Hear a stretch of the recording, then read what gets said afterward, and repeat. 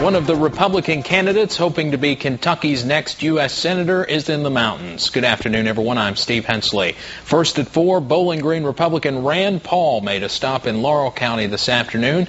WYMT's Mackenzie Bates talked to Paul and has more on why he's here in eastern Kentucky.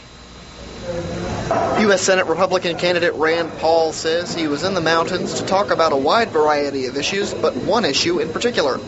Talking about the health care reform and talking about how we think there needs to be another alternative, maybe an alternative that involves allowing the free market to work and not more government options. Rand was in London talking to supporters. He's also making stops in Harlan and Hazard.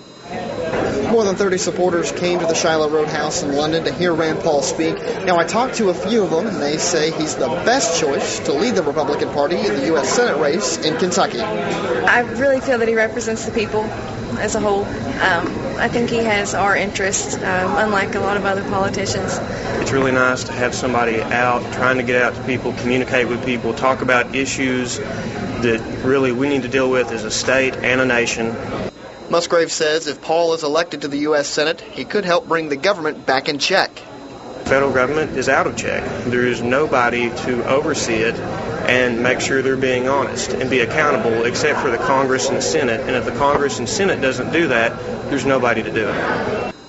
Paul says he is not a politician, which makes him the right candidate over Secretary of State Trey Grayson and Bill Johnson. I'm a physician. I think people are ready for an outsider, not someone who's part of the system. Paul says he can work on both sides of the aisle if elected. He says it's not the party, it's the issue. If balanced budgets are good, we vote for balanced budgets. If lower taxes are good, we vote for lower taxes, whether the Republicans or the Democrats support them.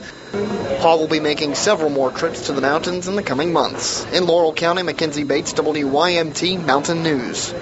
Of course, Rand Paul